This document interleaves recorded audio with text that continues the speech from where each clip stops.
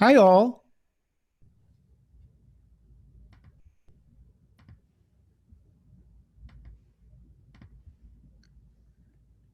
In three, two. Hi, all. I'm Dan Smagrod, founder of the We Get Around Network Forum, and today is Tuesday, June 11th, 2019, and you're watching WGAN-TV live at 5. We've got a special week. This is part 2 of 5 parts. All week, we're doing Matterport Workshop 3.0. We've got a special guest on the show today, Amir Frank. Hey, Amir, good to see you again. Good to see you again too, Dan. Thank you. Amir Frank is Matterport Marketing Manager. He's been with Matterport more than 3 years. He's exactly the right person to do Matterport Workshop 3.0 training. He's so intimate with everything about Matterport, and so that's really cool. So again, thanks for being on the show, Amir. Of course, my pleasure. So before you dive in, I do want to say to our We Get Around Network Forum viewers, if you do have questions, feel free to, right at the bottom right, there's a button that says join the show, and we're happy to have you on the show and ask Amir questions directly about Matterport Workshop 3.0, either about what we're covering today, if you got some other questions too.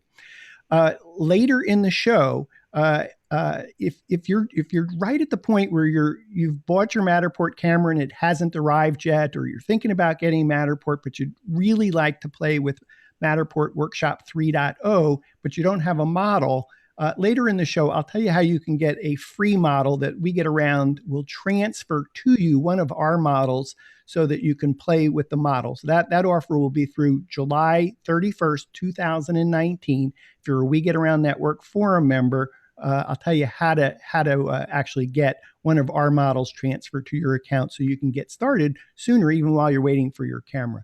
Let's see, Amir, on the program today, what is it that you want to cover?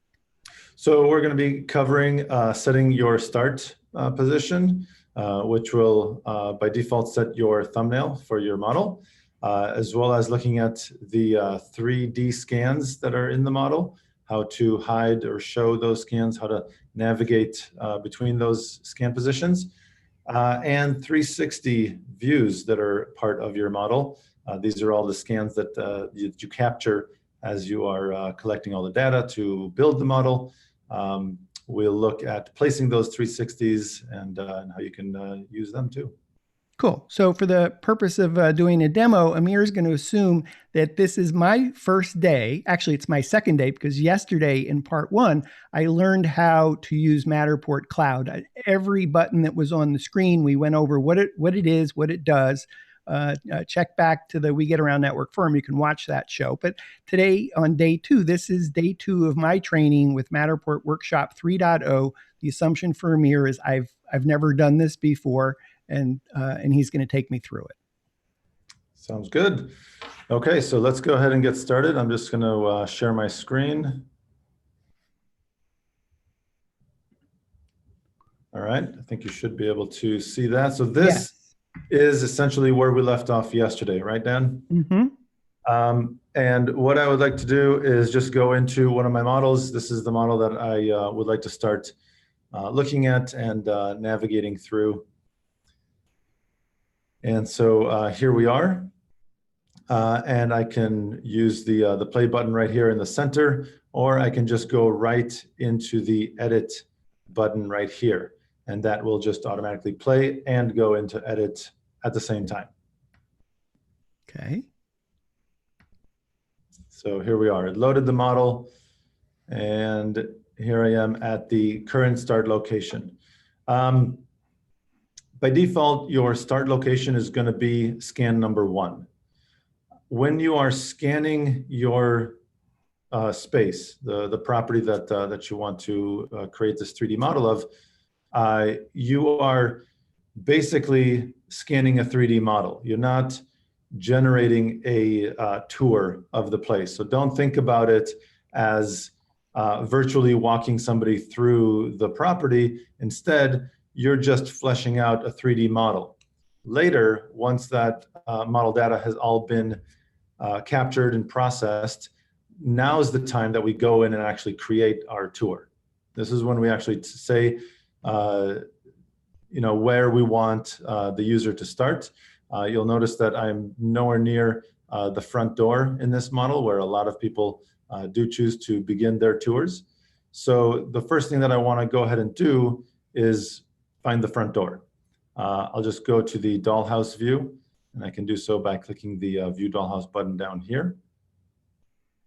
And I'm going to move to the front door, which I believe is right here.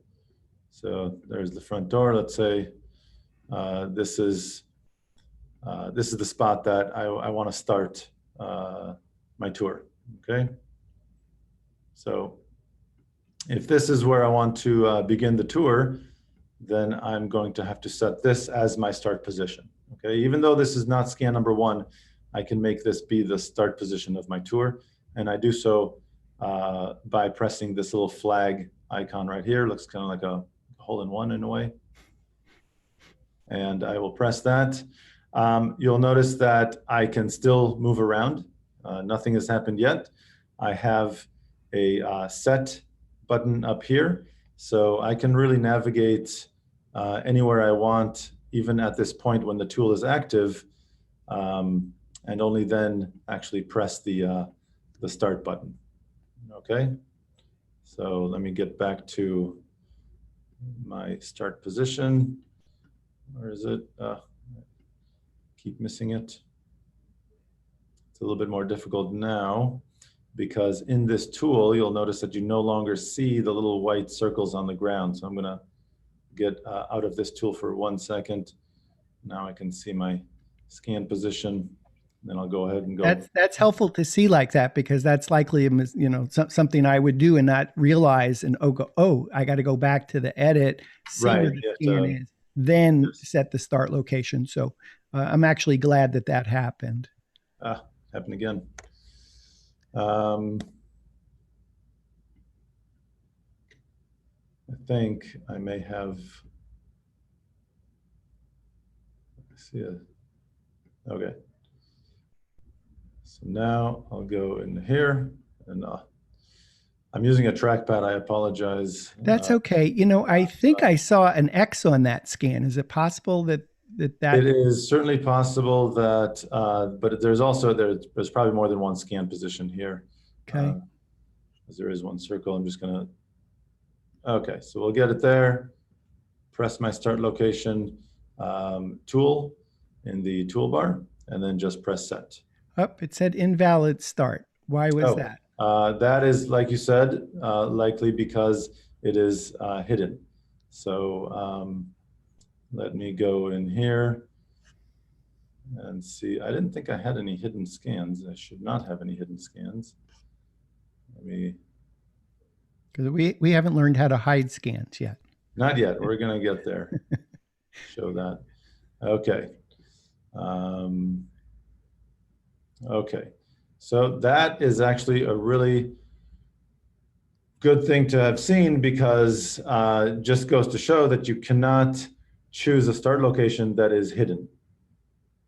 Okay.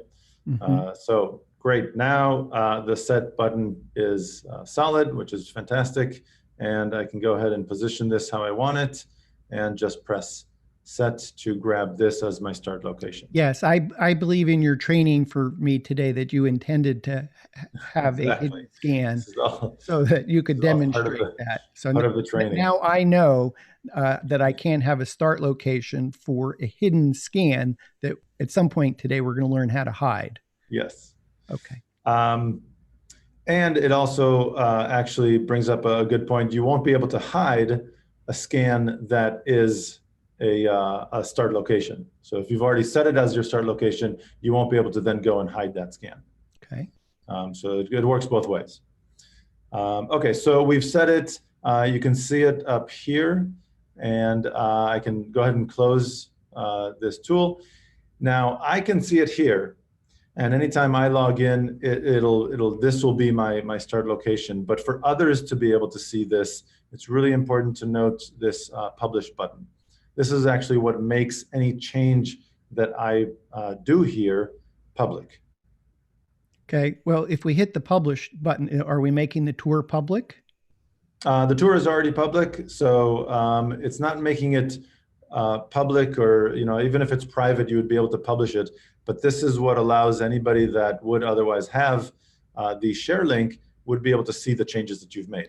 So If publish is it's not kind a of like public, publish is kind of like an update it's button. like an update. It's like save my changes to the showcase model, to the official Save. showcase Okay, model. that publish sort of, for me, I would think of that as a save button. So it's Right. Yeah, you can definitely look at it as a save button. okay.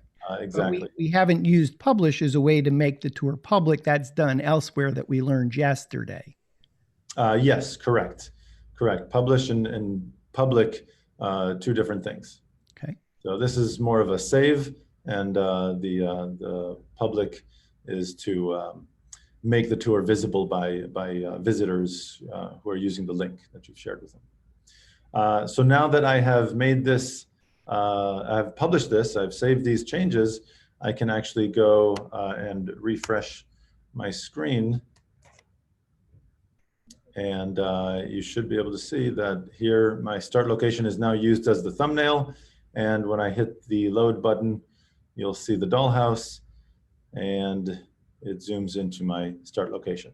Mm-hmm. Is it Okay. always going to start with the dollhouse view? That depends on whether you have the dollhouse view enabled or not. Okay. So you can choose to not offer the dollhouse view as even something that your visitors can see, in which case it won't start with the dollhouse view, it'll just start inside. Okay, thank you. Okay. Okay, so let me just go back into edit here. That is one way of setting the start location, and it's how the start location tool in the toolbar is used. Real briefly, there is one other way of setting the start location, and that is via the Photos tab, I guess, right here, where you have snapshots that you have previously captured. You can select any one of these snapshots. Say I want to actually start in the kitchen. I can use this same start location icon up here in the corner to set this snapshot as my start location. So let's say I've already captured the snapshot and we haven't gotten to snapshots. We'll get to those tomorrow. But as you can see, these are all automatically captured snapshots. We talked about this yesterday. As the model goes through processing, some snapshots are captured automatically. So you have those to work with. So you can set this as your start location if you choose. But as far as the start location tool right here, that's how it's used. You just tap on it, move to where you want to go, hit set, and you're done. Okay. So start location also is known as a thumbnail. Correct. This image, this view that you're seeing right now, that is the start location, will be used as the thumbnail for the model. There, I believe, is work being done to split those two up, so you'll be able to have one thumbnail and another start location, so two separate scan positions if you so choose. But unfortunately, that's not available yet. I know it's a very much highly requested feature, and we're working on it. Okay. So the next one is the 3D scans. And as you know, when you're not in one of these tools, you can see the little, what we call hockey pucks, or these little white kind of faded circles. You can see them. This is where the camera was positioned in the space when a scan was captured. So everyone represents another scan position. And I can only move between these circles on the floor. I can't position myself in between these circles. It's got to be on a circle itself. Mm-hmm. So now those numbers, do they match up with the Matterport capture app for the scan number? These numbers will not match up with the Matterport capture. The reason for that is because capture will begin with number 1 and continue sequentially. But let's say you get to scan number 3 and it doesn't turn out the way you had hoped, and you have to delete it. So you delete scan number 3, and now you're down to only scans 1 and 2 Then you go ahead and scan number 3 again. That's going to show up as scan number 4 in capture. So 3 is essentially not replaced as a number in capture, and that's why you can very quickly see, 100 scans in the number on the scan positions and little blue dots in capture. But if you look in capture up towards the top, there will be an actual total number of scans that you have in the model, and that's more representative of the number that you have. And then once the model data goes through processing, all those numbers kind of get put into a sequential order, and they don't take into consideration anything that was deleted. Okay, thank you. So the other way you can look at this, if you look at the floor plan view, you should be able to zoom in here, and you can see the little circles on the floor here as well. So you can move, and as long as you highlight over them, you can see what number it is. So this is another way of seeing what scan number these positions are. What we tell users who want to, for example, they need to go back into capture and place a marking, like a window marking or something like that, and they need to know where to place that window marking. It's not so much about the numbers as it is about their just relationship to each other. So if you're trying to crop some information out using a trim tool, or the trim marking, you can, instead of looking at the exact number that you need to place the marking, you position it relative to the scan positions, and I guess just their pattern and their association with the place where they belong in the place, in the 3D model itself.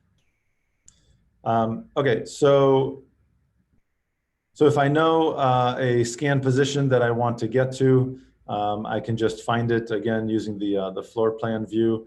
When I hover over it, I see the number, and let's say I know that this position is one that, let's say, did not work out for whatever reason. I'm not happy with the glare from the sun, so I don't want to make this position one that my visitors will be able to navigate to.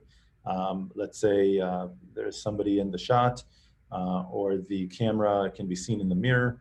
Any reason that you don't want people to be able to navigate to this position, you can go ahead and hide that position. And there are a couple ways of hiding the position. One is when you hover over the scan, you can see down here there's a hide button. So I can just click on that. And now when I move over to another scan position, you can see that it's no longer a circle, now it's an X. Okay, so that indicates that this is a hidden scan position. Same thing goes for unhiding or showing. When I roll over it, now instead of hide, it says show. So I just move down, tap show, and now it's back to being a circle. So that's one way of showing and hiding scan positions. And again, that's very important because you may not want to have your visitors be able to access every scan position that you have captured. The other way is using the toolbar over here on the right, and you just press the 3D scans icon over here, and you have a complete list of every scan position. Now, normally, I shouldn't say normally, but sometimes if you have a multi-story property, then you will have them broken up into floors. So you'll see floor 1, floor 2, each will have a drop-down that you can click on. And each will have their set of scan positions. So you can just scroll your way down to scan number 80. And this is kind of an icon with it's an eye with a slash through it. So that is the hide button, essentially. And so now that scan position is hidden. You can see that now there's an X over scan number 80. And it's grayed out. And likewise, I can roll over it with my cursor and just press the little eyeball icon to show the scan position. You can see as soon as I hit that, the X turned to a circle. So that is hide and unhide. Also, conveniently, scan number 78 is our start position. So you can see that right here. And you can see when my cursor is over this, I don't have the option here to hide this scan. There is no eyeball. So that is 3D scans and kind of moving around and hiding and showing and whatnot. Did you have any questions about that, Dan? I don't think so. Okay. I hope it's pretty straightforward. We always do offer these little question mark icons kind of scattered around that you can tap to get more information. So you can press the escape key on your keyboard or the little X here to get rid of this. Yeah, I could imagine that if I was scanning going through a doorway where I have a scan before the doorway in the door jamb and then on the other side, that I'd probably want to hide all my scans that are in the door jamb. Yes, exactly. So generally, we recommend doing this, in doorways. We recommend having one scan on one side of the doorway and then another scan on the opposite side of the doorway. Sometimes, depending on the doorway, how narrow it is, these are blind corners that do make it more difficult for the camera to find alignment data. So you want to try and keep these as close together as possible on either side of the doorway. You can put one in the middle. There's nothing wrong with that. It'll certainly help with alignment, but you may want to, as you suggested, hide that scan position because you can run into the case of just having too many scan positions, it getting more frustrating to navigate through the space than intuitive. So you don't want to have too many scan positions. And if you do, it's not a problem just hiding any one of them or any number of them, really. Okay, great. Okay, so I take what I said back. I mentioned briefly that you can press the escape button on your keyboard. That does not seem to work. So X it is. Just tap there and I can get out of there. And how often do you recommend hitting the publish button? So my changes are constantly saved internally, just not to the showcase that visitors can see. So it's not like working. If my computer crashed right now and I hadn't published, would the changes that you've made been saved locally and then you could still publish, or do I lose those changes? They would be saved, but not locally. They would be saved to your cloud account, but they still would not be visible to anybody using that shared link. So let's say I've been working for 10 minutes hiding scans. Excuse me. Let's say I've been working for 10 minutes. I've been hiding scans, and for some reason my computer froze. I restart my computer. I haven't lost the last 10 minutes of work that I will pick up at that exact point once I've reestablished my cloud account. So the good news is I haven't lost anything, but I still haven't published yet to make it viewable to others. Yes, absolutely correct. Okay, great. Correct. So just a note, I have been, closing these and then going to the next. You don't have to. You don't have to close this before you go to the next tool. You can just press the next tool. Okay. So if you're working your way down, just maybe makes it more efficient. So the next tool essentially is our 360s.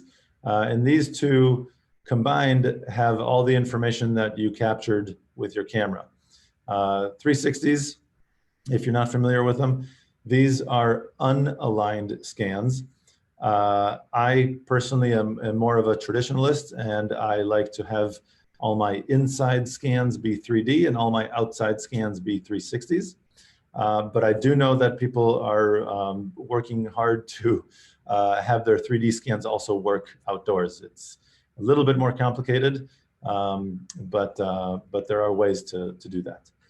So 360s is a really good way to do that, to incorporate scan positions from outdoors. And let me just expand this. So when you press on the 360s, you see the list of 360 views that have been captured with this model.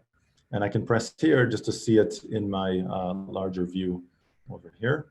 Mm-hmm. And I can move around and see what that looks like. So as a newbie, I could imagine that the recommendation would be use 3D scans indoors, and when you're outside, use 360 views. capture Yeah, the. that's the way I recommend it. It definitely, I feel it makes for a much cleaner looking dollhouse. Mhm. Um, so yeah, it And likely to avoid. likely to avoid it. When doing 3D scans outside, you're greatly increasing the chance of misalignment, which is very could be dangerous, and just not alignment or not aligning between the scans, which just is a waste of time, essentially. Okay, so as a newbie, I really should stick to 3D scans indoors, 360 views outdoors. That'll keep me out of trouble. Correct. Trouble that I don't know, don't understand, Right. is probably way over my head. But once I've kind of mastered those techniques, I should probably read the We Get Around Network forum and see if I can get some tips on how I can scan outdoors successfully. Exactly. But that's really kind of a master's class in how to I would, accomplish that. I So would, I would I'll just definitely agree figure with that that. as a newbie, I should stick with 3D scans indoors, 3D 360 views outdoors. Yes. Okay. So you'll notice that with this 360 view, I can't move from here to another 360 view, right? This is just a panorama that I captured. It is not aligned in any way to the rest of the model, to the dollhouse. There's no relationship in where this belongs. So it's really up to me to place it there. I can see that this scan position is just outside these doors. And if I come back to the dollhouse, I can press my little dollhouse button right here and try to get to those doors. Those doors are right over here.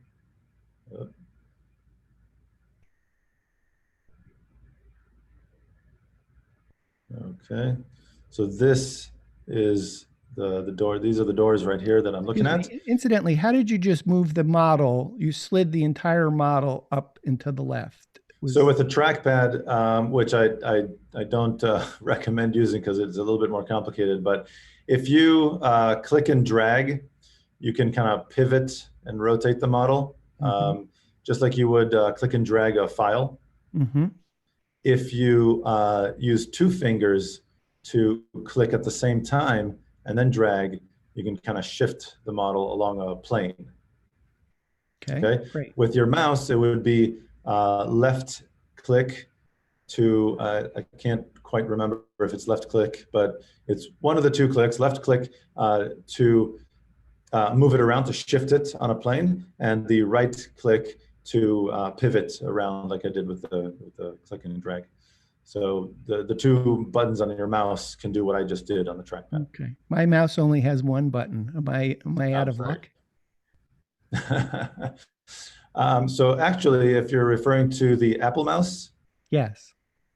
So that can have that, though it looks like it has one button, you can set it up to have two buttons. You can set it to register when you click on the right side to be a right button setting and left side to be a left button setting. It can be a two-button mouse.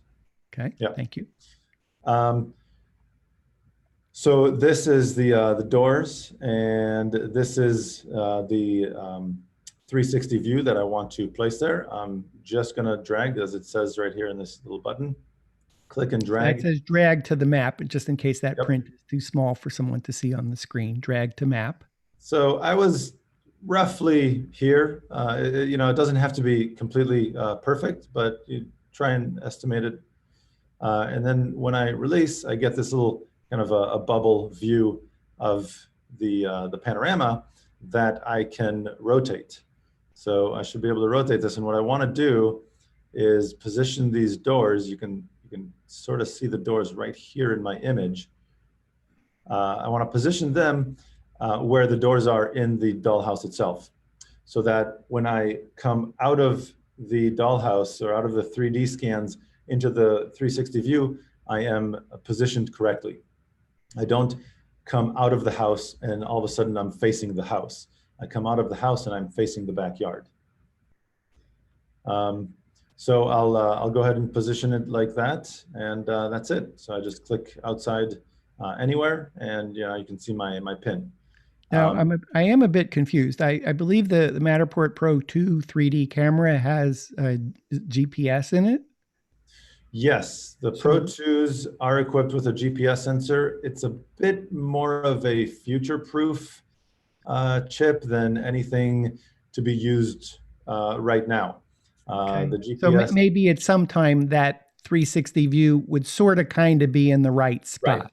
right. But It'll be able to give an educated guess. You'll be able to, of course, tweak it and move it if it's incorrect, but it'll be definitely able to better position itself automatically. so not today, but that wouldn't be out of the realm of possibility in the future Absolutely. because the one of the advantages of the Pro 2 versus the, I don't know if you call it the Pro 1 or the Classic, Yeah, the but Pro. it would be that the Pro 2 has GPS in it. And so I could imagine that would be one example of a potential implementation of taking advantage of that GPS. I'm Absolutely. also going to guess it doesn't know the orientation. So even if it got the right spot, it doesn't necessarily know which way is north. It won't, right. It won't know which way is north. That, could be something that potentially is solvable, but at this time, it's not. Could we come up with a patent together right now while we're on the show and how to set north in a Matterport tour using a Pro 2 camera?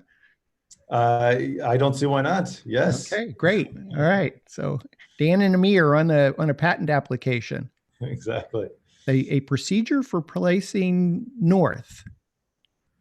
Sounds good. I actually care about it because a lot of homes we scan have gardens, and people are interested in where's the sun. So if you have Yeah, some orientation of which way is north, you can figure out, well, where's the light, and then like, okay, this backyard will work for a garden or it won't, or I'm going to be out on the patio and I'm going to be absolutely. in the sun or I'm going to be in the shade based on north. So Yeah, and I would imagine. Well, so I don't know if.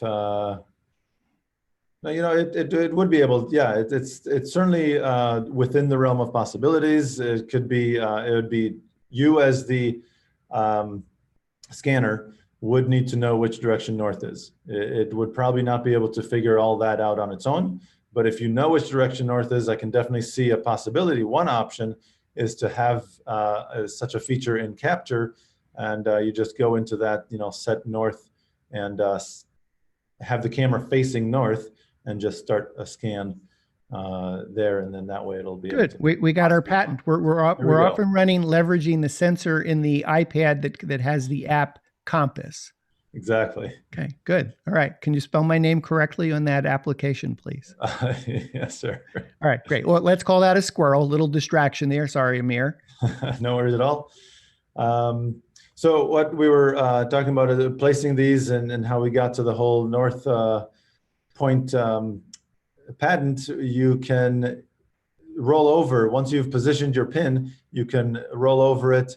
You can still drag it and move it, as well as remove from map. You have a small menu here, and you can also get back into the rotate bubble by choosing the rotate option.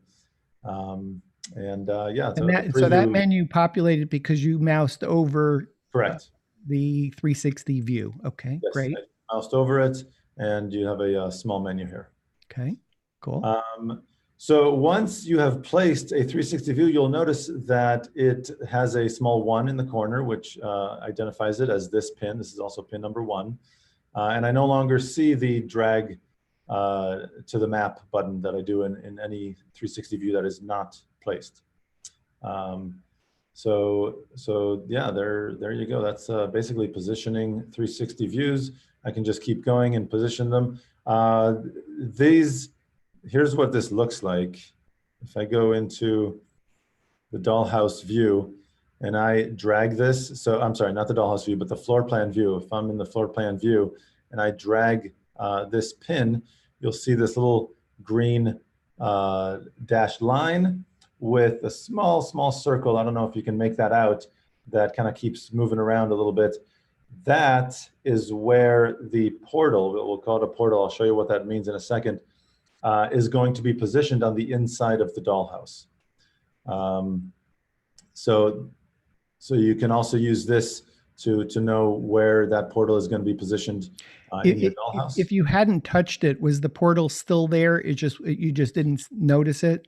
Yes, the portal, Okay. the portal it was there. I just didn't know because I was in the dollhouse view and not the floor plan view. I didn't know exactly where that portal was going to be. Once I'm Do I inside, need to be in a particular view to add a 360 view? either the dollhouse or the floor plan view is Is there fine. an advantage of one over the other? The floor plan view will show you the little green dashes that we just looked at, and the dollhouse will not. So there's that slight advantage of doing it in the floor plan view instead. Okay. Okay. So once you're in, let me show you what that portal looks like. I can turn around and you can see it here. I'll get a little bit closer. So this is the little green portal, and when I roll over it with my mouse, you can see a small image of that. And when I click on it, it'll take me out to that 360 view. And you can see that I'm facing the backyard as opposed to facing the doors. If I turn around, then I can see the portal to go back inside.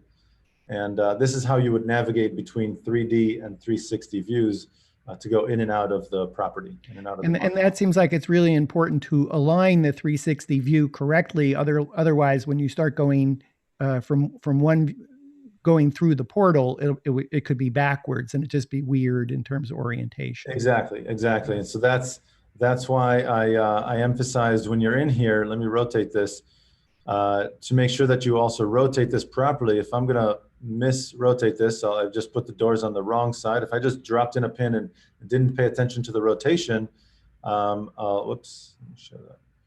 I'll come out here to my portal, and when I step outside, I'm actually facing the house. Weird. Yeah. So it's a little strange.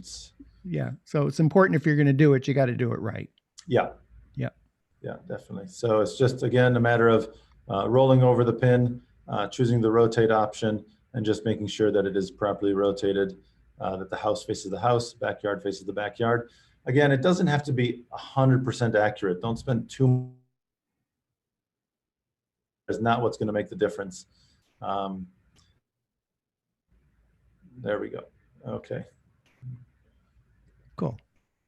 Okay. Yeah.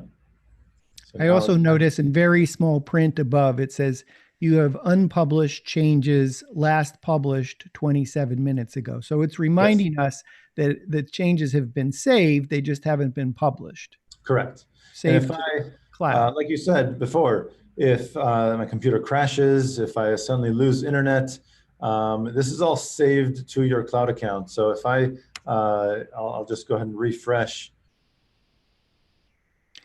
Yeah, I think it's very helpful to know that because I can imagine, all of us who've grown up with having a computer crash on us have decided, oh, I need to save constantly. So just in case it freezes, it crashes, it closes out. And I think what you've just showed is, no, it's not necessary. Your changes are being saved every X seconds and therefore it really is saved in the cloud, whether or not your computer freezes and Correct. problem. So you don't have to keep worrying about publish constantly. Correct. I just refreshed without saving. I came back in here, I hit the little edit button, and you can see that it still says last published. My publish button is available to me. And if I navigate my way over to my little portal, it should still be there. There it is. Okay. So all the changes that I made before are still here. Cool. Okay. So that, in a nutshell, is placing 360 views. If you don't place your 360 views, you do have the option of also placing them using the Capture app.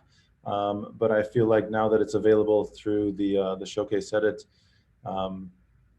then there's really no sense in taking up time while you're scanning. And there's no numbers that align. So if I shoot capture 360 views and I put them in the right spot, there's nothing that necessarily tells me that a correlation between the two.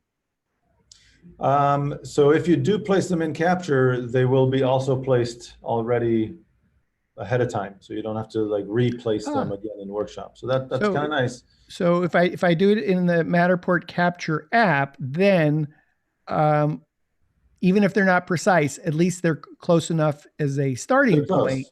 They're close. Oh, You may just need to tweak them a little bit, but they should be close. so would that be considered a best practice? Put your 360 views in the right place while you're scanning.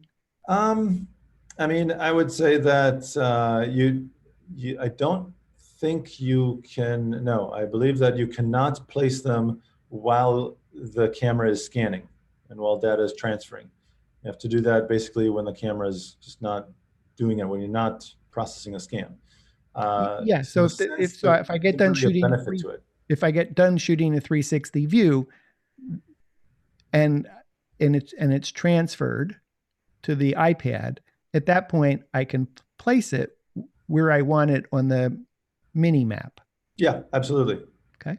Absolutely. So that'll, Okay. yeah, you can do Okay. that. I don't know that we've, said this is officially best practice. I think it's really up to the scanner and what they want. Okay. So everybody might have their own workflow of what they prefer to do, but it's Yeah, good to know there's at least two different workflows that will work. yeah, absolutely. Okay.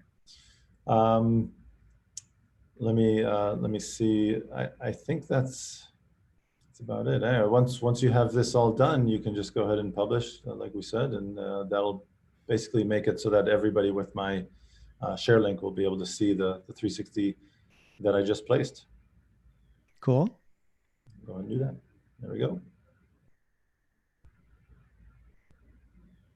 I think that's it. I'm trying to think. Those are the three tools. I'm trying to think if there's anything else with those tools that I left out or forgot to mention, but I don't believe so. Did you have any Yeah, I did questions? have You want to run through anything? yeah, up in the top left corner, you have the pencil for editing, and you have the Matterport icon Yeah. to preview. But I don't think you ever went to preview to look at things. Is there an advantage going to preview versus using the pencil view? Not in this case. Basically, the preview mode will just kind of hide the toolbar. What I would recommend is every time you're done publishing and you're set, I would recommend going into, oops, not that, going up here. Get your share link, just copy that, and open up a new incognito window. And the reason why I recommend an incognito window is so that your credentials, your login for your Matterport account is not part of this window. Okay, so you may, because Showcase will recognize you as the user and as the admin for that model, it may show you the model in a certain way. Whereas if it's incognito, then you're seeing it like a visitor would see it who doesn't have any kind of credentials for Matterport. So just go ahead and paste that in there. So I'm trying to think of an example. Would be so if Sometimes you have a link, and somehow down the road the model is made private. okay. So if I was putting in a Matter tag that had a link to a video and the video was set to private, I'd still be able to see it in either edit or preview mode. But if I went to a incognito, then I would see, oh, I'm using a link inside a Matter tag that's not public. So the links will be public as long as the model is public. The links inside the model are always public as well. But if I copied let's say a Vimeo link that was set to private, I see. So or if I had a Vimeo link that was set that only I could see, right, and I pasted it in both in the pencil view and in the preview view, I would actually be able to see that video. But if I went to incognito with the exterior link for that space, then I would see, oh, I actually have used the link that that is still private. So I might discover something that is not that the public wouldn't see, but because of my credentials, I could see something. Right, exactly. So because of your credentials, you may be able to see something, or it's a window that you've also used to log into your Vimeo account and have certain access to that video that you just pasted in there. And so you can see it, but the public can't. And that's why I encourage to use incognito windows. That way it's a clean slate. You are essentially just like a visitor who doesn't have access to any of your stuff. Okay. And if I can access the model here, then I know it's okay. And so I guess if, for example, this was private, just to give you a quick great example, this is not private, but I can still see it in here. I can move around. Yes. I can refresh this page. I can load my model, and everything looks fine. Even if I open up a new tab. Okay, I'm going to open up a new tab. I'm not in my Matterport account, but I'm just going to paste my share link, and I'm going to go to it. I can see it. It'll load for me because I've used this window to access my Matterport account. So it knows that I'm this user. I have these privileges. Mm-hmm. If I go into an incognito window, and I'll just hit refresh, yes, I can't see it. So if I can access my link, even if I'm not in my.matterport account, but I have an agent who's calling me up and says, hey, what's going on? I can't see my model. This could be why. So I always encourage people to open an incognito window so they're really viewing their model the way a visitor would view it, and not the way you as an admin potentially would be viewing it. That seems like an awesome tip. Yesterday in part 1 of our 5-part series, you were showing the social share tools and some other icons. And I could imagine that if I'm in edit mode or preview mode, I probably still can see those. But if I go to an incognito window and I had those things turned off, then I would notice that they're not viewable. Yeah. So right, exactly. So there's all sorts of different things that you may see because the system knows that you have these privileges to see them. Whereas if you go in as just an outside user, it may no longer show you, and then you're like, okay, why am I not seeing this? Let me go back into my account and see what's going on and make it viewable. Okay, so if we go back to where the pencil is located and the preview is located, can you just give us, if you click on it once more, go back to preview. Oh, go back to preview. So I see that the menu on the right side disappeared. Yeah. Is there anything else that's an advantage of looking at it in preview? So I imagine if I hit a scan in preview, I wouldn't hit a scan. Yeah, you would not. Yeah. So if I am here, let me just hide scan number 77 real quick.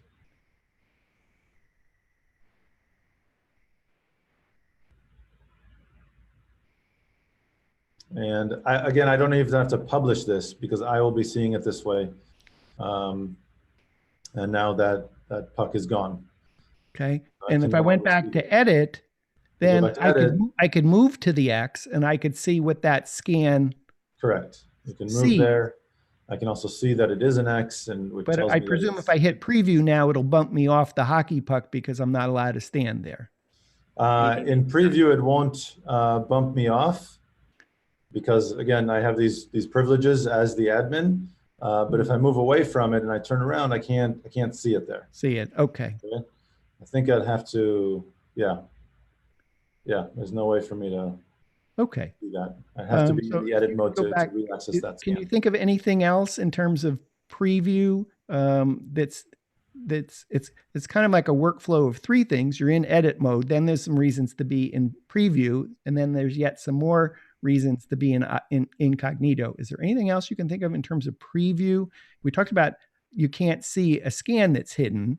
You can't see the scan that's hidden. It's a good preview of the changes that you've made. Okay, so anytime you've added matter tags, you don't have to launch a new window. You can just see that in the preview mode. So it's a quick way. Again, I would just recommend before sharing that link or making everything fully public, just to double check in an incognito window. But this is a precursor to that. So as you're kind of going between edit and preview, you can, without the distractions of the edit mode, you can preview your changes. So I'm going to guess in your previous life in Matterport support that you helped troubleshoot a number of people where this was actually an issue, and had they looked at an incognito window, they would have realized that oh yes, there was something that definitely sometimes, yeah, it's as simple as, oh wait, this is just not public. That does happen. Okay, and if you could go back to the edit mode, do you call it pencil or edit or edit? Edit. So if you're back in edit, and I may be getting ahead of myself here, but if I've hidden a scan, can I add a hidden scan to a highlight reel? Okay. So highlight reels, we'll definitely get to that on Thursday. But just to go over this, hidden scans cannot be added to highlight reels for the same reason they can't be added as the start position, because there's no way for a visitor to actually get to that position. So same thing goes if it already is part of the highlight reel, you won't be able to hide it. So is it a choice? Because I know that's jumping. Today's Tuesday, June 11th. I've asked the question that's related to your Thursday, but on the other hand, today was about hiding scans. So if I hide scans, and when we get to Thursday, I won't be able to put them in highlight reel. So what's my workflow? Should I begin with highlight reel first before I hide scans? Actually, I would say the opposite. I would go around between all the scan positions, whether you want to navigate this way. You might miss some if you do it this way, but it's a little bit maybe more intuitive to move around. Or if you just want to go down one by one like this, and look at every scan position to make sure that you don't have anything in that panorama that you don't want your visitors to see. Once you've gone through it, if you run into one that you would not like your visitors to see, then you can just hide it on the spot. You can just hide it right then and there. And at that point, you won't, by mistake, grab a highlight of that scan position. Okay, yeah, so looking at the vertical toolbar to the right, I'm guessing those icons are actually in the order that someone at Matterport thought that service providers should work in that workflow, meaning, if I go up to the top, the first was to set the start position. The second was to go decide on what scans to hide. The third was to move on 360 views, place them in the right place. Yeah. Maybe the fourth is, if I'm going to use snapshots, then go create my snapshots. Yeah. And since I've hidden some scans already, I can't use those. So there was some reason that we decided to hide the scans in the first place. Therefore, it won't let me take a snapshot of a hidden scan, so I don't get in trouble where I've maybe taken if I did snapshot first and then I tried to hide scans, and then I found, oh, I can't hide the scan because I'm actually using it either in highlight reel or in snapshot. Exactly. Okay. Exactly. Yeah, I don't think you would want to discover that, oh, I'm already using this, but I actually need to hide it, because then you have to go back and remove it from the highlight reel, or choose a different start location, and then you would be able to hide it. Okay, so those icons really are sort of kind of top to bottom to say, set the start position, hide, unhide scans. That second one, going down to the third one, it would be 360 views, place them, then maybe do snapshots. And then I think what we're going to learn later in the week is adding labels, doing measurements, doing matter tags, and then highlight reel. Yeah. And then possibly depending on what I'm doing with VR, the VR walking around experience. Right. Yeah. And I do see some other icons on that palette. If you keep going down. Keep going down. This one is the Legacy Workshop. That's Workshop 2. Okay. And that will be going away eventually, as you mentioned. Anything you... So far, we think it's going away sometime in September 2019. So there's actually presently 2 workshops to work in, either the present workflow of Workshop 2.0 or in Workshop 3.0, which is what we've been doing all this week. So if I'm a newbie, I really want to start out in 3.0, because if I go back to something legacy, it's going to disappear on me here at some point. It's being sunset. Well, at least that's the good news, is that pretty much anything you do in the Legacy Workshop does apply and will be, visible. If you go into Legacy Workshop and hide scans, for example, they will then also be hidden in Showcase Edit. Yes, but in terms of learning workflow, I should really... In terms of learning workflow, for anybody new just getting into this, I would highly recommend just sticking to Showcase Edit. Anything that was once possible in Workshop is now possible with Showcase Edit or Workshop 3. There's no difference. And then there's 3 dots at the bottom of that. And then the 3 dots are some settings, basically, that you can go in, and this allows you to choose the form factor of this little window right here. So right now you can see that it just shows me the name, but I have this more option here to bring down more information. This is the address that we set as the model's address yesterday. We did that. So how this panel appears is available in that set. Go back to that pencil again. We'll just take another look at those 3 dots, is to say, so you can see everything that's in my contacts, contact name, contact phone number, email. It'll all be visible there. Or do you just want the compact version, or do you want nothing at all? I just want a really clean looking slate. And nothing might be helpful if I was maybe making a screen capture of the tour and I didn't want to have the extra text. I might have all the information there. I'm presuming I can still put it in. I can then set it to none and hide it. But then after I've created my video, I can come back and turn it back on. I haven't lost my information. Exactly. Absolutely. Okay, great. So I am clear. I think you've covered a lot of ground today. Awesome, Amir. Thank you. No problem at all. My pleasure. And what I did want to cover, I mentioned at the top of the show that if you've just bought your Matterport camera, you just bought your Matterport Pro 2 3D camera, and you've been watching part 1, 2, 3, 4, 5 this week, and you're eager to get started even before your camera shows up, but you don't have a Matterport space.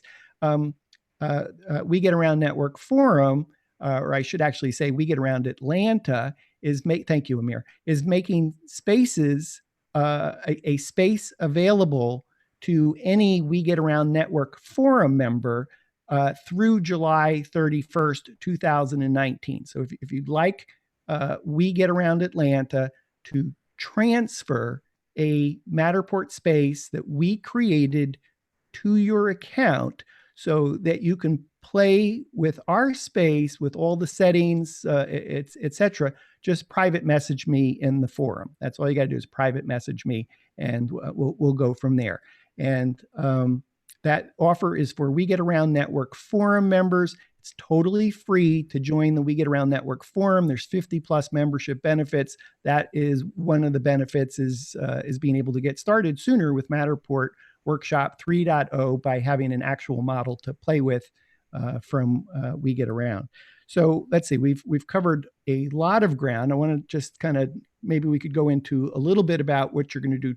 Let's see, tomorrow, Wednesday, is you have your list handy of what you're going to be doing tomorrow? Let me look at this real quick. So tomorrow, what we're going to be looking at is taking a snapshot, capturing a snapshot, creating labels for your model, and using the measurement tool. Okay, cool. So this is a continuation of Showcase Edit, or what some of us, Showcase Edit 3.0, or what we're all now have called Workshop 3.0. Workshop 3 or Showcase Edit, however you want to call it. Okay. Same. Okay. Same thing. And it's helpful to know because we sometimes use different terms for different things. So when we talk about Workshop 3.0 or Showcase Edit 3.0, we're actually talking about the exact same thing. And so we're going to continue the show tomorrow. That's Wednesday, June 12th, 2019 is part 3 of our show. So, and then we'll have another show on Thursday, and then we're going to have a catch-all show on Friday, June 14th, for questions. We've reserved Friday to do whatever questions that you have on using Matterport Workshop 3.0. You have like the most awesome person to be able to talk to, ask your questions that maybe you're either a seasoned pro or maybe you're just starting out. We haven't covered everything and you still had a question. So thanks for being available for that too, Amir. So Amir, again, thank you so much for being on the show today. Thank you so much for having me. Awesome. So we've been visiting with Matterport Marketing Manager, Amir Frank. Amir, all this week has been taking us through Matterport Workshop 3.0, kind of training for newbies, but even for those that are seasoned pros, I think there's probably tips and tricks and things that you're learning that you might not have known. So I think this is really a helpful show. And if you missed any portion of the show, we have been recording it and we will publish it by tomorrow, Wednesday, June 12th, 2019, to the We Get Around Network Forum. So thanks again all for tuning in. If you have been watching us on our YouTube channel, please join the discussion at WeGetAroundNetworkForum.com, or a little bit shorter, WGAN-Forum.com. And if you want to have a reminder of whenever we go live doing shows like this, just go over to our YouTube channel, subscribe and hit the bell so that you get alerts. So Amir, thanks again. I'm Dan Smigrod, founder of the We Get Around Network Forum. Thanks for tuning in.